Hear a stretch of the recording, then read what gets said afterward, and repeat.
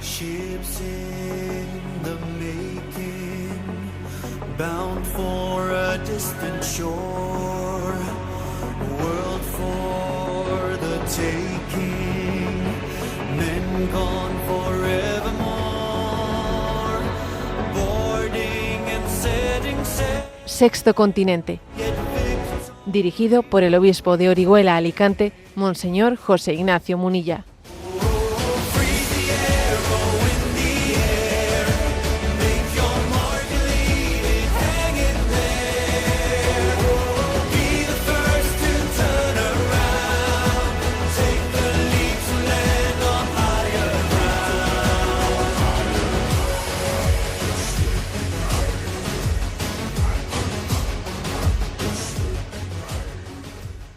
Un cordial saludo a todos los oyentes de Radio María. Un día más, con la gracia del Señor, nos disponemos a celebrar este programa radiofónico llamado Sexto Continente, que lunes y viernes de 8 a 9 de la mañana, una hora menos, en las Islas Canarias, realizamos aquí en directo en Radio María España. Y hoy en concreto, ya está este mes de mayo, este mes de María adelantado, y hacemos el programa en la víspera del Día de María Auxiliadora. Hoy es 23 de mayo, mañana será la fiesta de María Auxiliadora. Y creo que esta celebración es para nosotros, ¿no? Pues una buena ayuda para un tema que hoy voy a hablar en este programa. Voy a hablar en el programa de episodios de acoso a la libertad religiosa que están aconteciendo en España, ¿no? Y claro, cuando se persigue, ¿no?, nuestra fidelidad a la conciencia cristiana, es muy importante conocer la historia y darnos cuenta de que en la historia ha habido episodios fortísimos, durísimos, ¿no?, de persecución a la Iglesia y de persecución a la libertad religiosa. Y eso conviene conocerlo, porque así no nos asustamos. El Señor siempre nos ha acompañado en situaciones súper duras. Entonces, por ejemplo, ¿tío? ¿Cómo nace, no? ¿Cómo nace esta fiesta? Que es importante saberlo. Bueno, pues algunos pensaréis quizás que voy a hablar de la batalla de Lepanto. Es verdad, ¿no? Pues que la devoción a María Auxiliadora, pues allí en torno a la batalla de Lepanto, pues adquirió una fuerza muy especial porque el Papa Pío V atribuyó la victoria en Lepanto pues al rezo de Santo Rosario y al auxilio de María. De ahí viene María Auxiliadora, y el Papa Gregorio XIII pues añadió a las letanías lo de Auxilium Christianorum, auxilio de los cristianos. Pero no viene de ahí la fiesta. La fiesta del 24 de mayo viene de otro episodio histórico. Y es que el 24 de mayo de 1814, atención a esto, bueno, pues el Papa Pío VII, que había estado 5 años preso por Napoleón en Francia. Napoleón le había cogido al Papa preso, lo había llevado y encarcelado en Francia, y había estado 5 años allí, incluso torturado durante 5 años. Bueno, pues por esas carambolas de la historia, después de distintas derrotas militares de Napoleón, él se ve obligado a tener que liberar al Papa 5 años después de haberlo apresado, ¿no? Y entonces es cuando el Papa decide poner el 24 de mayo la fiesta de María Auxiliadora. María le ha auxiliado al Papa, él experimenta cómo ella ha sido su auxilio. Fijaros, menudo episodio histórico con un Napoleón que se entromete en la vida de la Iglesia, pretende él elegir los obispos, el Papa protesta, no se lo permite, el Napoleón le quita a la Iglesia pues los territorios pontificios, y el Papa protesta, y entonces lo coge preso y se lo lleva a Francia. Menudos episodios históricos. Y entonces, cuando nosotros vemos, ¿no?, como vivimos tiempos recios, tiempos difíciles de persecución, en el que nos cuesta pues remar en contra de corriente, viene muy bien, ¿no?, ser conscientes que existió una batalla de Lepanto, y que siglos más tarde pues un papa estuvo ni más ni menos que 5 años en prisión bajo torturas, hasta que fue auxiliado por María y fue liberado este día que celebramos como María Auxiliadora. Luego, más tarde, ya en el siglo XIX, San Juan Bosco dio pues el impulso moderno, ¿no?, a esta advocación que ha inspirado, ¿no?, pues a la congregación salesiana de una manera maravillosa. Y además él comenzó la construcción del templo de la Basílica de María Auxiliadora en Turín, que es un templo maravilloso, no sé si lo conocéis, pero maravilloso, ¿no?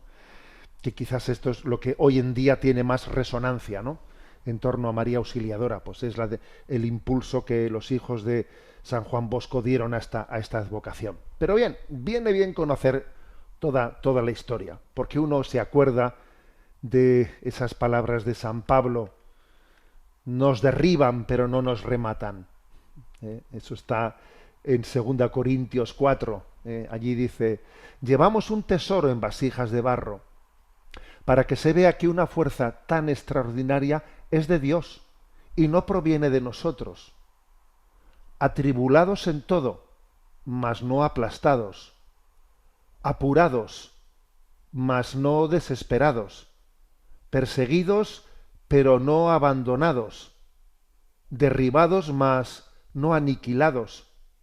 Llevando siempre y en todas partes en nuestro cuerpo, la muerte de Jesús, para que también la vida de Jesús se manifieste en nuestro cuerpo.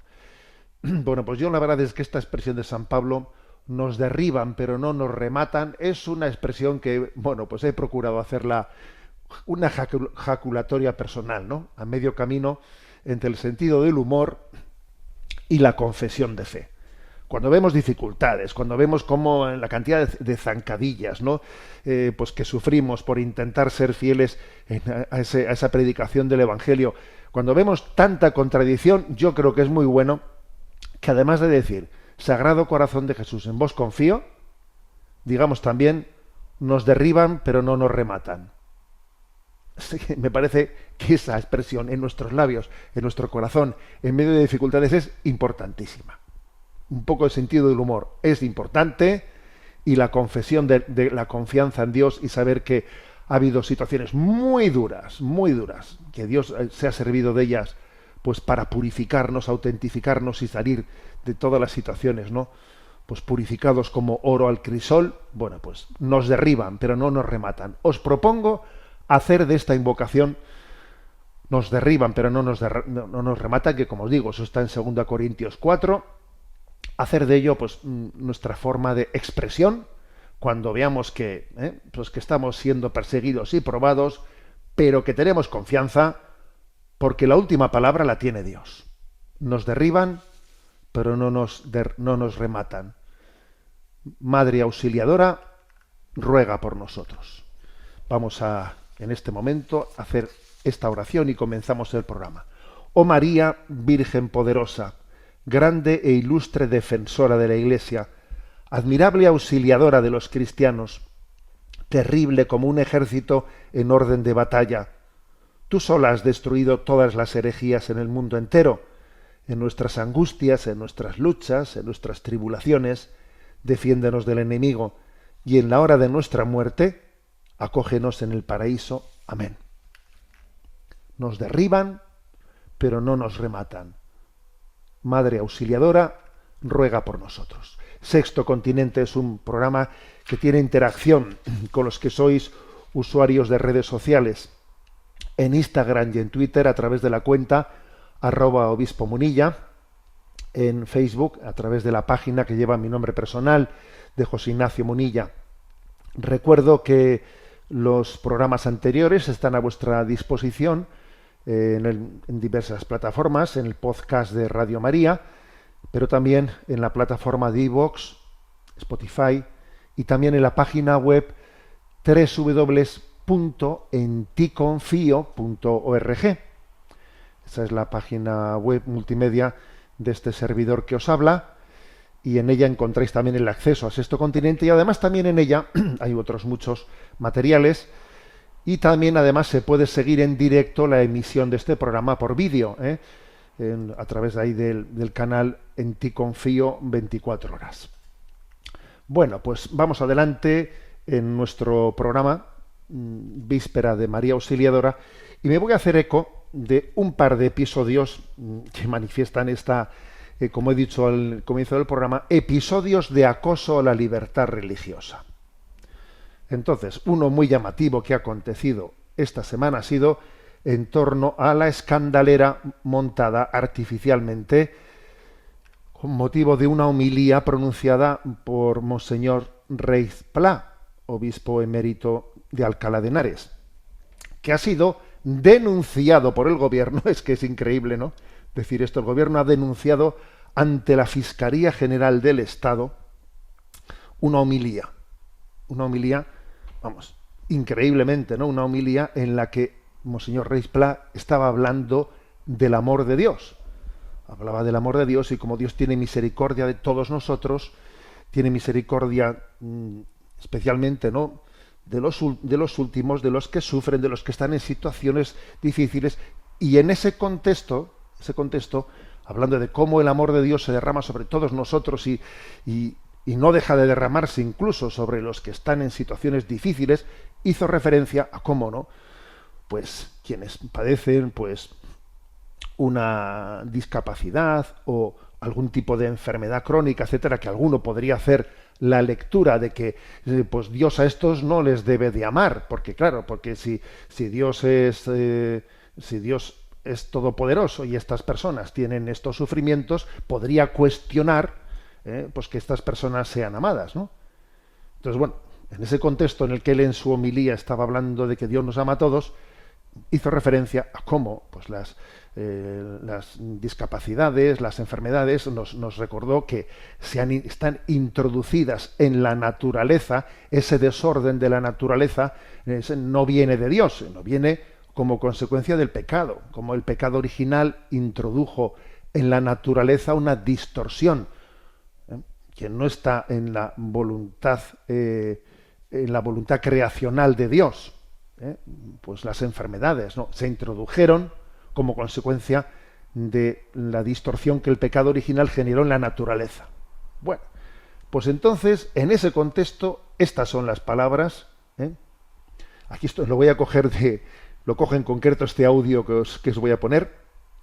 El diario El Mundo, ¿no?, titula: el obispo Reis Pla vincula la discapacidad con el desorden de la naturaleza y el pecado. Escuchamos las palabras de Monseñor Reis Pla. Si se apaga la lámpara de Dios, ¿hacia dónde miramos? Si se da el eclipse de Dios, ¿cuáles son los puntos de referencia? ¿A dónde vamos? Más todavía, ¿de dónde venimos? Nosotros decimos en el credo: creo en Dios Padre Todopoderoso, creador de todas las cosas. Y en el segundo credo niceno-constantinopolitano decimos de todas las cosas visibles e invisibles. Es decir, que tú y yo venimos del infinito amor de Dios que nos ha dado la vida a través del amor de nuestros padres. Y esto asegura tu origen. No eres un fracaso, ni desde el origen. También para los niños que nacen con discapacidad física o intelectual o psíquica, cierto, ya es herencia del pecado y del desorden de la naturaleza, pero han sido llamados por Dios y tienen también, como nosotros, todo el fundamento de nuestra existencia en Dios, que es origen, fundamento y es meta. Pues esta es la homilía, que fijaros bien, es increíble, ¿no?, cómo puede ocurrir que esto sea motivo de que los informativos, dando una noticia de que un obispo ha vinculado la discapacidad con el pecado. A ver, claro, yo sé que muchos estaréis pensando, bueno, pero eso es ignorancia, ¿no? Eso es ignorancia por parte de quien es no entender las cosas. Sí, claro, uno pensaría eso si fuese la primera vez, pero claro, es que démonos cuenta de que esto no es la primera vez que ocurre. Recordemos que recientemente pues también el presidente de la Conferencia Episcopal Española ha sido requerido por el gobierno para pedir explicaciones de por qué no se puede recibir la comunión cuando alguien está en una situación contraria a la moral católica, como por ejemplo que alguien viva con con una pareja homosexual, etcétera, y entonces está en una situación contradictoria y entonces no puede comulgar, y va el gobierno y un ministro convoca al presidente de la Conferencia Episcopal para pedir explicaciones y habla de que eso lo tendrá que dirimir el Tribunal Constitucional. A ver, ¿es ignorancia? Bueno, claro que es ignorancia, pero el problema no es que sea ignorancia, el problema es que la ignorancia es atrevida y es que la ignorancia es de alguna manera persistente y es una ignorancia voluntaria, es no querer saber, es no querer entender, es no querer respetar la libertad religiosa. O sea que es muy difícil ver en esa ignorancia una ignorancia inocente. No, ignorancia inocente no es, obviamente, ¿no? Entonces, pues esto es lo que ha acontecido, señores. Es increíble, pero también hay que decir que yo creo que, como en otras ocasiones, lo vuelvo a repetir, este tipo de acoso y de persecución religiosa yo creo que tiene fundamentalmente dos fines. Uno es meter miedo, para que perdamos la frescura de la predicación, para que cuando hablemos estemos siempre autocensurándonos, para que sintamos que nos están vigilando y que nos están poniendo ahí una cámara, cuidado con lo que dices, cuidado, censúrate, claro, porque de esa manera la Iglesia, si se siente así de observada y de acosada en su predicación, tiene el riesgo de tener un lenguaje plano, un lenguaje en el que casi no dices una palabra más fuerte que otra, porque, claro, cuidado que me van a decir, cuidado que me van a denunciar. Todo ese tipo de situaciones tienen como finalidad meter miedo y quitar la frescura de la Iglesia en su predicación. Intentar eliminar la parresía. Que el discurso de la Iglesia, sea, que luego además se suele decir, ¿no? Es que la Iglesia no comunica bien, a veces no se entiende lo que dice, claro, y uno de los motivos puede ser el que en nuestra predicación nos hayan metido miedo para hablar con libertad. Ojo a esto, que esto, no sé si lo habéis pensado, pero claro, los que hablamos somos muy conscientes de esto, muy conscientes de esto. Esa es una primera finalidad de este tipo de persecuciones. Porque claro, es bastante obvio que esta denuncia que se ha presentado ante la Fiscalía General del Estado, a ver, es absurdo, es ridículo, y por mucho que la Fiscalía General del Estado esté bajo el control del gobierno, como el propio don Pedro Sánchez nos lo recordó en su momento, ¿quién controla la Fiscalía? Pues usted, claro, usted. Ya, pero aún y todo es impensable que esa denuncia prospere, ¿no? Pero claro, es que la finalidad que se persigue es, por una parte, ese meter miedo, pero en segundo lugar también ejercer de cortina de humo. Pero claro, para el gobierno tiene que ser muy incómodo estar esta semana pues con la noticia de que el hermano del presidente del gobierno finalmente se tiene que sentar en un banquillo pues para ser acusado de unos delitos pues muy serios, ¿no? Unos delitos de haber creado para él un puesto de trabajo que era inexistente y habérselo adjudicado a él porque era hermano del presidente, etcétera, y eso desgasta mucho. Entonces, ¿qué tenemos que hacer? Pues que los medios de comunicación estén entretenidos con otras cosas. Claro. Y luego además resulta que el asunto no solo es el del hermano del presidente del gobierno, sino que resulta que el presidente del Partido Socialista pues de Extremadura, que es donde se le hizo esa contratación que va a ser investigada en un juicio, pues resulta que 48 horas antes, no corriendo y a prisa, 48 horas antes después de que la juez abriese este proceso, pues ha maniobrado rápidamente para coger el título de aforado, de estar aforado y por lo tanto de alguna manera protegido legalmente frente a la justicia.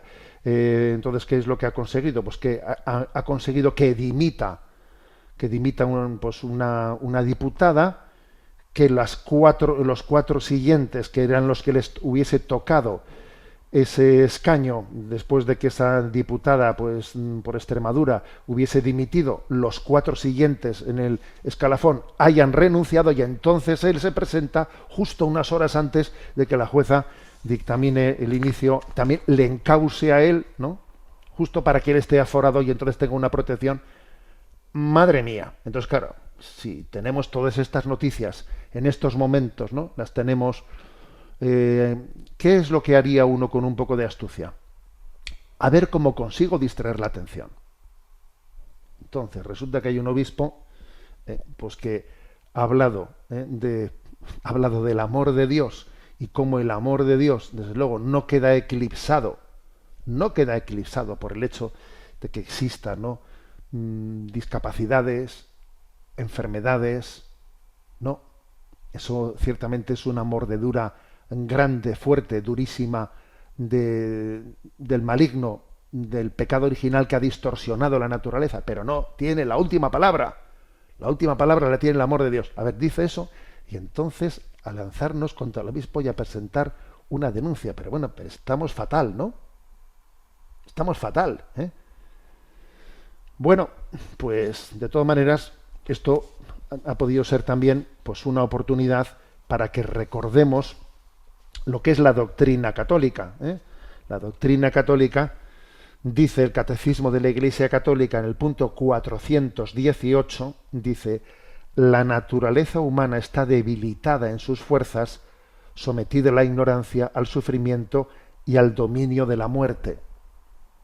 Eso lo dice el punto 418. La naturaleza humana, pues por las enfermedades, por la distorsión, los desórdenes en la naturaleza que vemos, las enfermedades, dice, han sido generados por el influjo que el pecado también ha tenido en el cosmos.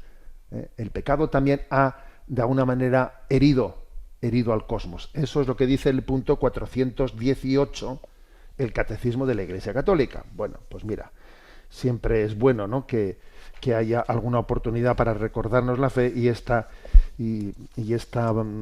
polémica ha servido para ello. También ha servido, claro, el gobierno ha pedido a la Conferencia Episcopal Española que desautorice a Monseñor Ruiz Pla, y la Conferencia Episcopal Española lo que ha hecho ha sido sacar una nota recordando que lo que ha dicho Monseñor Ruiz Pla no la ha sacado sin mentar explícitamente lo que ha acontecido, pero bueno, ha sacado una nota en este momento recordando que esta es la doctrina católica, señores, está en el Catecismo de la Iglesia Católica, y que lo que ha hecho Monseñor Ruiz Pla en su homilía no ha sido sino recordar la infinita misericordia de Dios con todos los que sufren, y su sufrimiento no es señal de que Dios les quiera menos.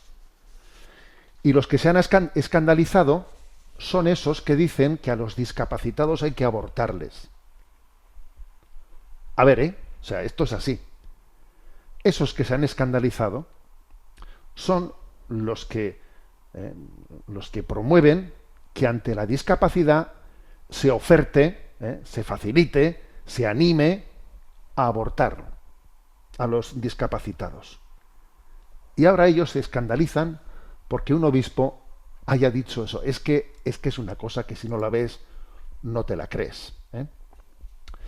Bueno, este ha sido un episodio de persecución religiosa, y otro que hemos tenido, bueno, otra noticia que ha habido es que la Fiscalía ha archivado pues una denuncia que había presentado, esto ha sido aquí en Valencia, una denuncia que había presentado pues Compromís, que es un partido, pues digamos también que ejerce pues de extrema izquierda, ¿no?, en la Comunidad Valenciana.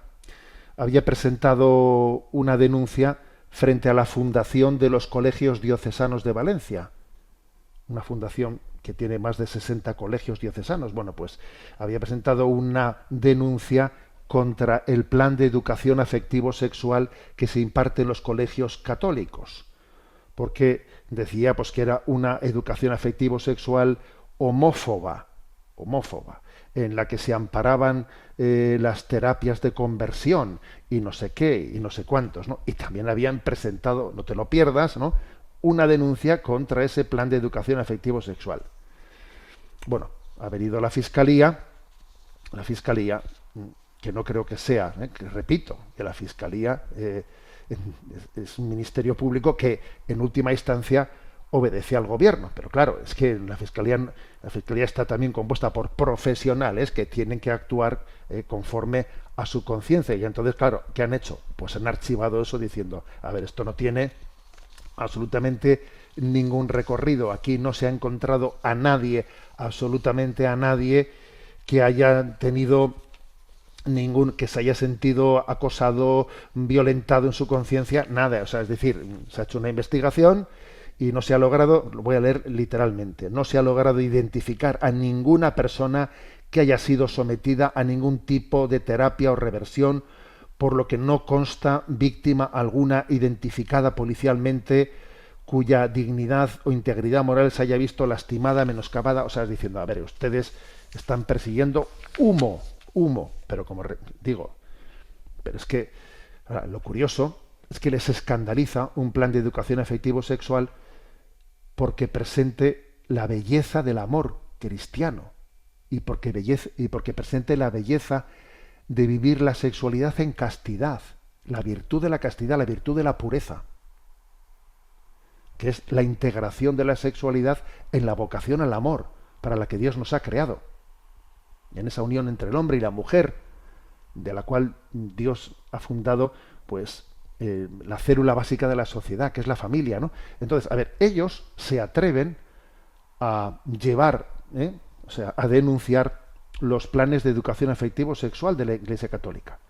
Fíjate, o sea, no se les ocurre pensar que lo que ellos intentan imponer contra la voluntad de los padres, porque en un colegio católico los padres han elegido libremente la educación católica. Bueno, pues ellos, esos que denuncian, son los que imponen obligatoriamente la enseñanza, planes de educación en los que, contra la conciencia de los padres, se pretende decir, inculcar, violentar la conciencia de los niños, diciendo que el sexo no es algo que lo determine la naturaleza, que cada niño tiene que elegir si es hombre o si es mujer. Entonces, esos que se atreven a imponer ese tipo de antropología ideológica de Estado, imponerla contra la voluntad de los padres, esos son los que se atreven a denunciar la educación afectivo-sexual conforme a la antropología cristiana que se da en los colegios católicos, en los que los padres libremente han querido elegir esa educación para sus hijos. O sea, mejóralo, supéralo. Vamos, es increíble, ¿no?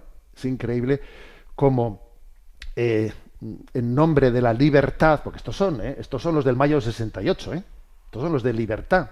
O sea, es decir, se ha llegado en nombre de esa libertad del mayo del 68, han llegado al liberticidio,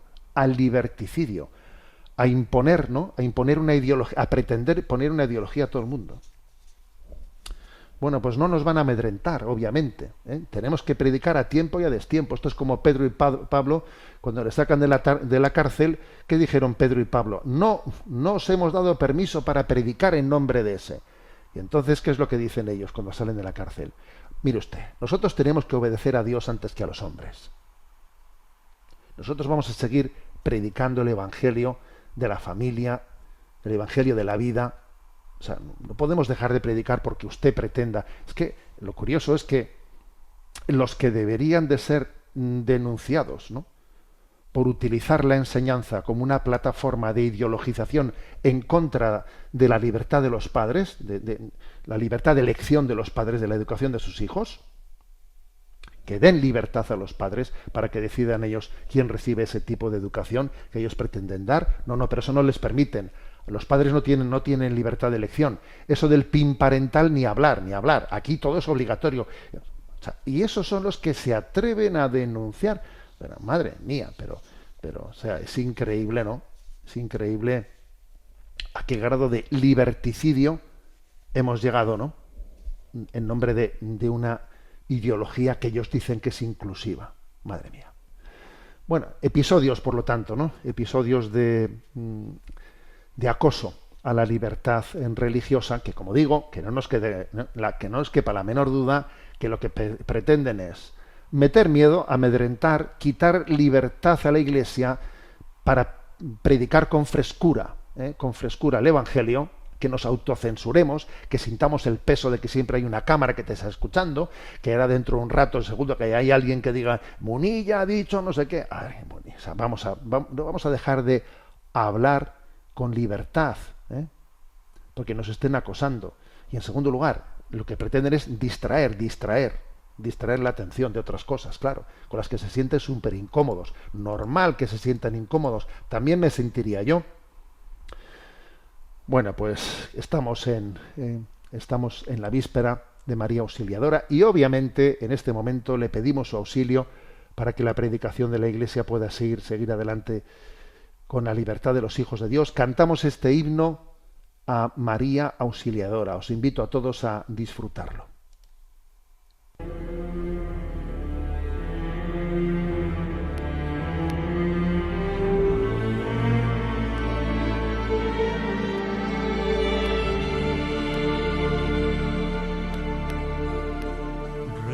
Rendidos a tus plantas, Reina y Señora,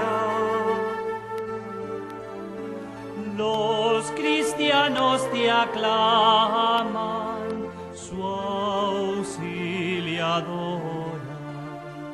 Los cristianos te aclaman, su auxiliadora. Yo tus auxilios vengo a pedir, Virgen Santísima, ruega por mí. Virgen Santísima, ruega por mí.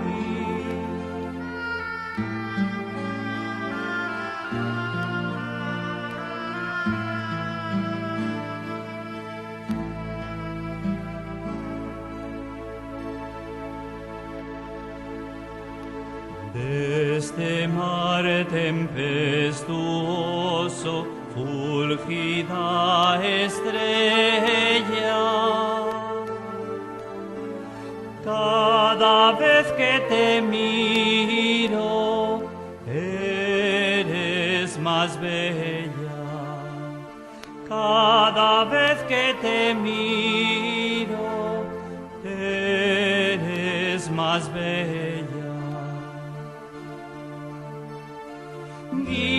Guíame al puerto, salvo y feliz.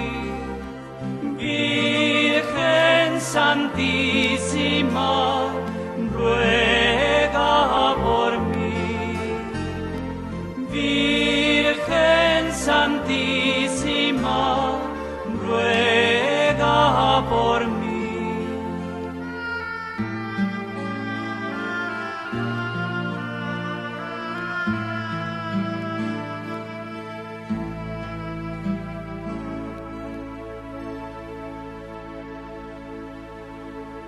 En las horas de la lucha, sé mi consuelo,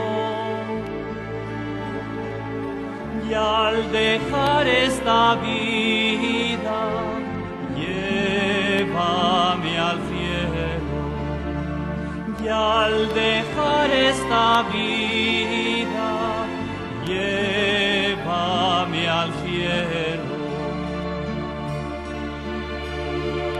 En cuerpo y alma me ofrezco a ti, Virgen Santísima, ruega por mí. Virgen Santísima, ruega por mí.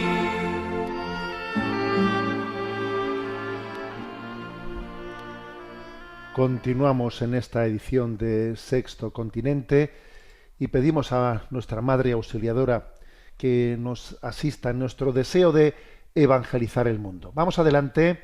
Queremos hoy reservar un rato más así, más, vamos, como un espacio más amplio para vuestra participación. Sabéis que hay un correo electrónico habilitado que es sextocontinente@radiomaria.es. Repito, sextocontinente@radiomaria.es. Allí podéis hacer llegar vuestras preguntas. Agradecemos siempre que sean preguntas lo más escuetas, directas posibles. Y una vez más, pido disculpas por no poder mantener pues la correspondencia con las cuestiones personales que se presenten, porque eso es imposible. Más bien son un poco las dudas que pueden ser compartidas para todos las que intentamos atender en ese correo. Mónica, buenos días. Si nos presentas las que hemos seleccionado. Muy buenos días, vamos a Hola. ello. Desde Argentina nos escribe Mirna Teves con la siguiente cuestión. Ave María Purísima, sin pecado concebida, saludos a esta hermosa comunidad digital y agradecimiento a Monseñor Munilla por sus programas de Radio María. Quisiera saber sobre los orígenes de nuestra Iglesia. ¿Sabemos quién fue el primer sucesor de San Pedro y cómo lo eligieron? ¿A partir de qué año fue el primer cónclave? Saludos fraternos, paz y bien. Bueno, pues es interesante conocer ahora, con motivo de la elección de un nuevo papa, obviamente se han suscitado muchas dudas. ¿Y esto del cónclave, esto cómo ha sido? Y esto, claro, no habrá sido siempre así. ¿Y cómo fue la elección de los primeros papas? ¿Y quién sucedió a San Pedro? Bueno, dicho de una manera muy resumidita, aquí ha habido varias fases, ¿no? Varias fases, pues que posiblemente unas 5 fases. En un primer momento, entre el siglo I y VIII, pues al Papa lo elegía o el clero de Roma, o incluso los propios laicos de Roma, ¿no? El clero y los laicos lo elegían, ¿no? Pero a partir de ya ¿qué ocurre? Pues que a partir del siglo V comienzan las interferencias del emperador. Entonces ya los poderes comienzan ahí a interferir, ¿no? A interferir. Y entonces más tarde viene el control de la nobleza romana y del Sacro Imperio, ya entre el siglo IX y XII. Eso comienza a ser un desastre, porque ya comienzan allí los nobles, el Sacro Imperio, etcétera, a ver quién es el que elige al Papa, quién lo controla, ¿no? Entonces eso hizo que en el siglo XI se hiciese una reforma para que el Papa fuese elegido por los cardenales. Se eligieron los cardenales y que lo eligiesen entre ellos, ¿no? Y fue en el siglo XIII cuando comenzó lo del cónclave. Lo del cónclave comenzó porque en una oportunidad, pues resulta que los cardenales no se ponían de acuerdo, y entonces ¿qué es lo que hizo allí el pueblo de Viterbo? Pues metió a los cardenales, los metió a todos, llevaban 3 años sin elegir papa, y los metieron a todos bajo llave, que de ahí viene lo de cónclave. Clave significa llave. Entonces les cerraron con llave, en un lugar, de aquí no salís hasta que no hayáis elegido papa, y entonces allí los metieron, y además es gracioso porque les pasaban poca comida y además les habían quitado el techo para que estuviesen al aire libre y con poca comida, diciendo o elegís al papa o vais a... Y entonces así lo eligieron, vamos, pues ya forzados. Y así es como comenzó el cónclave, que hoy en día lo entendemos, ¿no? La verdad es que conocer la historia de la Iglesia es fascinante, fascinante. ¿Quién fue el papa que sucedió a San Pedro? Bueno, pues eso sí que lo sabemos. Se llamaba Lino, San Lino. Lo sabemos pues por distintos autores, porque Irineo de León en el siglo II lo afirma, Eusebio de Cesarea, que Lino fue el sucesor de Pedro. También fue mártir. Los papas durante muchos años fueron mártires, o sea, ser papa era seguro que te mataban al final, O sea, durante muchos siglos los papas morían como mártires. Bueno, pues esta es la historia de Lino. No tenemos concreciones de exactamente cómo fue elegido. O sea, hay un tiempo en el que los papas son elegidos, a veces incluso hasta como cuenta Hechos de los Apóstoles, que para elegir a Matías rezaron, hablaron y al final lo echaron a suertes. O sea que es que ha habido momentos en los que las elecciones de los obispos se han hecho en parámetros que uno buscaba la luz de Dios y no tenía claro, ¿no?, cuál era la forma concreta de poderlo materializar. Pero sí, era San Lino, mártir, y fue el segundo obispo de Roma, después de San Pedro. Adelante con la siguiente consulta. Un oyente, Rolando, pregunta: bendiciones y felicitaciones porque tenemos un nuevo sucesor de San Pedro. Oremos para que su primordial objetivo sea cumplir con el ministerio de confirmarnos en la fe. Voy al punto. Cada vez es más frecuente observar cómo muchas personas se toman fotografías abrazadas de un árbol para obtener energía positiva de ello. He tenido a costa de esto algunas discusiones con mi esposa, ya que a mí me parece que roza lo esotérico.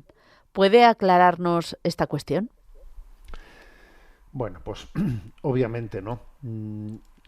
Vamos a ver, si dice uno, a ver, es una herejía, una herejía abrazar un árbol. A ver, herejía no es, ¿no? Pero sin duda alguna, detrás de eso que se está poniendo de moda, que uno va a un bosque y abraza un árbol para recibir de él, para sentir cómo me fundo con la naturaleza y me estoy... A ver, es de alguna manera, fijaros bien, confundir la espiritualidad con las energías naturales. La espiritualidad hace referencia a lo sobrenatural. A lo sobrenatural. Entonces, a ver, yo no sé si existirán o no existirán un tipo de energías naturales que provengan de un cuerpo vivo, de un cuerpo vegetal, de un cuerpo... Bien, a ver, todo eso puede ser discutido desde el punto de vista biológico, la existencia de energías naturales. Pero claro, lo malo es que aquí cuando se habla cuando se recurre a eso, se está recurriendo como una pretensión de que eso esté ocupando el puesto de la espiritualidad. Porque es así, O sea, esto ocupa el puesto de la espiritualidad. En la nueva era, este tipo de percepciones, ¿no?, de que si el kundalini, pues una energía natural que sale de la columna vertebral, que se funde con las energías de la naturaleza y no sé qué, a ver, todo eso es que yo, como podéis imaginar, creo que es muy difícil demostrar la veracidad de esa existencia de esas energías naturales. En cualquier caso, me parece que prestar atención y centrarse en eso, pues posiblemente nos está haciendo hacer el ridículo, porque posiblemente las cosas ni siquiera sean así naturalmente, y en cualquier caso, si lo son, no es en eso en lo que nos estamos jugando nuestro bienestar espiritual. La espiritualidad está alimentando que nuestra alma está hecha para Dios y que solamente es Dios el que puede saciar nuestra alma. Por lo tanto, nosotros por espiritualidad lo que entendemos es lo sobrenatural, no las energías naturales, lo sobrenatural. Entonces, pues, con todos mis respetos, pues estar abrazando árboles me parece que es confundir las churras con las merinas. Y es un signo de cómo vamos como pollos sin cabeza. Y que cuando dejamos de creer en Dios, creemos en cualquier cosa. Y en el fondo lo que deja patente es el vacío del hombre, lo que dice la secuencia de Pentecostés. Mira el vacío del hombre si tú le faltas por dentro. Mira el poder del pecado cuando no envías tu aliento. Perdemos el rumbo, perdemos el rumbo cuando nos olvidamos de que Dios se ha revelado en Jesucristo, y esa es la revelación sobrenatural. Entonces, volver ahora a las energías naturales es como retroceder como es una contraevolución, es volver al hombre de Cromañón. O sea, empezar ahora con las energías naturales es volver al hombre de Cromañón, aquel hombre primitivo que miraba, ¿no?, a ver si había energías, a ver si el volcán, a ver si la lluvia, veía en él, ¿no?, unos signos de espiritualidad. O sea, estamos retrocediendo en la historia, señores. Esto es una involución, en vez de una evolución, es una involución. Bueno, adelante con la siguiente pregunta. Carlos comparte lo siguiente. Querido Monseñor Munilla, soy Carlos, tengo 32 años, soy padre de familia de 4 hijos y vivimos nuestra fe en el movimiento de cursillos de cristiandad de Madrid. Desde hace tiempo atravesamos una etapa de cruz y cuando te abrazas a ella sucede que inevitablemente crece la intimidad con Cristo, lo que a su vez también implica que Cristo te pide más. Mis finanzas e inversiones personales están ordenadas en el sentido que se ha hablado en programas anteriores, asegurándome de no contribuir con mi dinero a ninguna empresa o producto cuya actividad contradiga la ley natural o la doctrina católica, aun sabiendo que esto supone renunciar a mayores ganancias y de menor riesgo. Esto ha despertado en mí la conciencia de que realmente algo muy parecido sucede con los impuestos que todos pagamos en este país. En el momento actual, en España, los impuestos de todos los contribuyentes se destinan a muchísimas cosas, pero entre ellas también a la financiación de abortos, cambios de género, charlas a favor de métodos anticonceptivos, en lugar de educar en el amor, a elaborar planes de estudios con nuevas ideologías mal llamadas feministas, antifamilia tradicional, a practicar eutanasias y un larguísimo etcétera de victorias del demonio que han logrado engañar a la sociedad con sus disfraces de piel de cordero, abanderando una falsa libertad, igualdad e incluso compasión y misericordia. Entiendo que pagar impuestos no es pecado en sí mismo y que, en principio, constituye una cooperación material remota y forzada. Pero me pregunto si, como el joven rico del Evangelio, no estoy llamado a una entrega más radical. Me pregunto si seguir cumpliendo pasivamente con estas obligaciones, sin resistencia ni testimonio, no es una forma de tibieza espiritual, y si Dios no me está pidiendo una mayor sensibilidad y coherencia, incluso a riesgo de incomodidades mayores. ¿Existe alguna forma legítima de objeción o una vía de resistencia que, sin caer en la ilegalidad, pueda ser testimonio evangélico? Agradeciéndole sus comentarios y deseando que el Espíritu Santo les siga iluminando, reciba un afectuoso saludo. Bueno, la pregunta de Carlos es muy interesante. En el fondo él lo que está planteando es, ¿no deberíamos de hacer objeción de conciencia fiscal por el hecho de que una parte de mis impuestos se estén dedicando, aunque sea pequeña, se estén dedicando a cosas inmorales, contradictorias, ¿no?, con mi conciencia?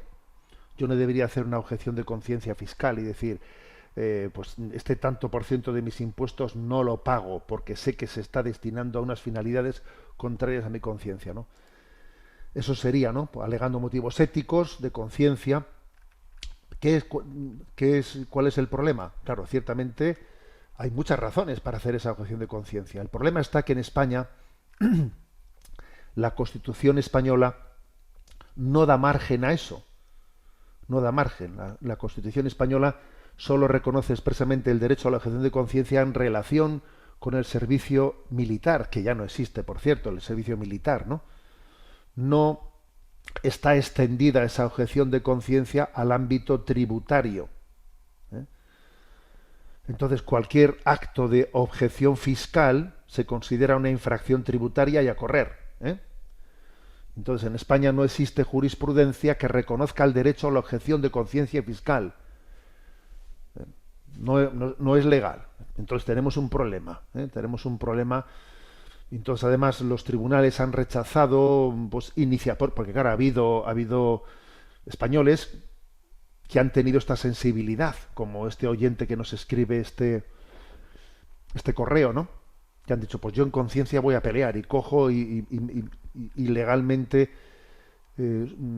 lo peleo, ¿no? Lo peleo en los tribunales, pero claro, lo pierden de todas. No ha habido un solo caso de alguien en España que haya ganado ese litigio. Todos lo han perdido, ¿no? Entonces,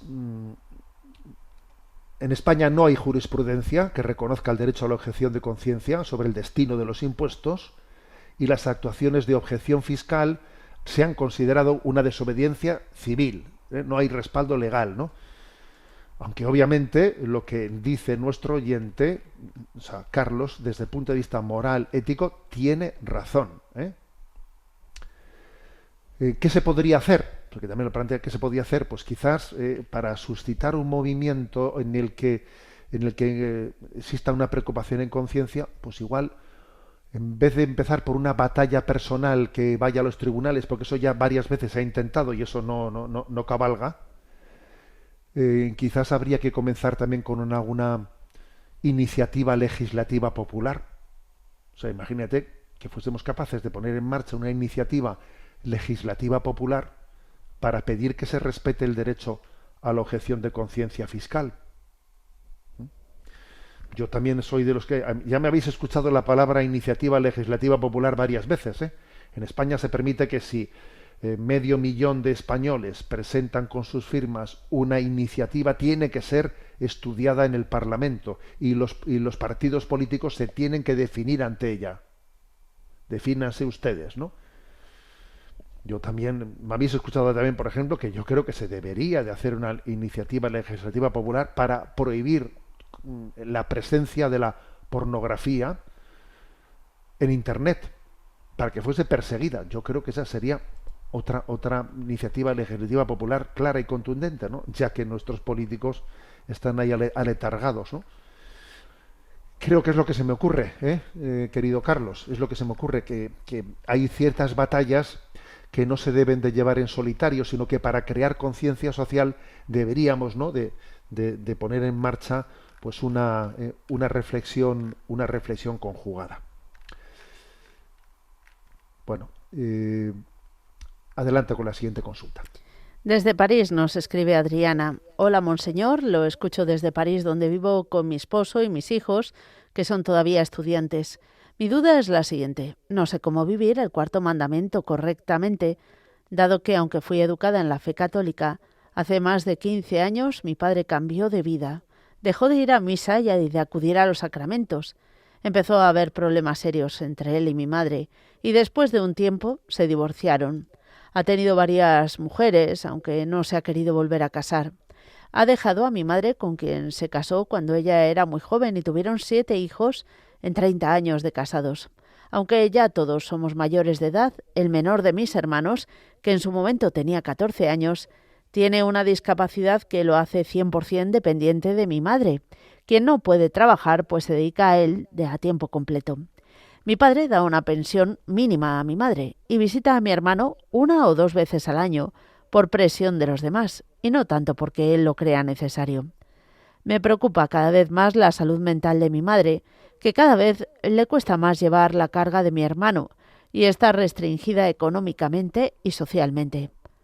Yo lo he perdonado por esa ruptura que a toda la familia ha dañado profundamente, pero he visto cómo algunos de mis hermanos se han ido alejando un poco de la Iglesia y algunos han perdido completamente la fe. A pesar de que lo perdono y no lo veo como enemigo, pues como usted dice, él ha sido una víctima más del verdadero enemigo. El problema que tengo es que no siento ya ninguna conexión afectiva con él, más allá del recuerdo y el agradecimiento de que mi infancia fue un buen papá, que hacía lo mejor que podía por su familia. Pero me queda el sabor amargo de lo que pudo haber sido y no fue. Me obligo a llamarlo de vez en cuando, pero cada vez lo veo menos sentido, pues de su lado hay poco interés por mí y por mis hijos.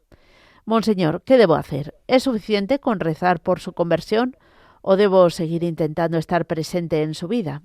Sé que debe recibir muchas consultas y soy consciente de que quizá no pueda responderme.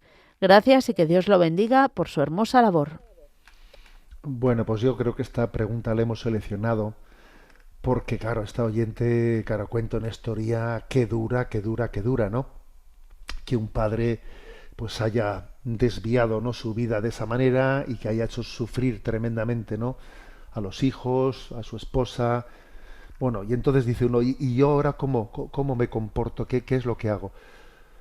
Pues mira, Adriana, yo creo que estás actuando como debes de actuar y aunque tengas que violentarte, aunque no te salga espontáneamente esas llamadas a tu padre, creo que estás haciendo lo que debes de hacer cuando le llamas, porque en el fondo es mantener un hilo, un vínculo del que Dios se pueda servir para llamar a vuestro padre a la conversión. O sea, nunca tenemos que desesperar con la posibilidad de la conversión. Y claro, si rompemos los hilos, si rompemos la posibilidad de relación, entonces nosotros estamos también rechazando la posibilidad de que Dios se sirva de mí para poder llevar la conversión a otra persona. Entonces, no, aunque alguien incluso haga una lectura equivocada, como que si yo le llamo a mi padre en esta situación, parece que le estoy quitando importancia a la situación tan injusta que estamos viviendo. No, no le estoy quitando importancia. Lo que estoy haciendo es tener una relación en la que mi padre pueda, en algún momento de gracia que llegue a su vida, en la que él pueda decir yo pecador, y volver a pedir misericordia y volver a redescubrir la vocación de la cual no se debería de haber alejado nunca, ¿no? Yo creo que tenemos que, a la manera de abordar los problemas, no romper nunca los hilos de comunicación, porque los hilos de comunicación nos hablan de que hay una esperanza, de que Dios puede cambiar las cosas y se puede servir de mí para ese milagro de la conversión. Bueno, rezamos por esta familia. Y me despido con la bendición de Dios Todopoderoso, Padre, Hijo y Espíritu Santo descienda sobre vosotros. Alabado sea Jesucristo.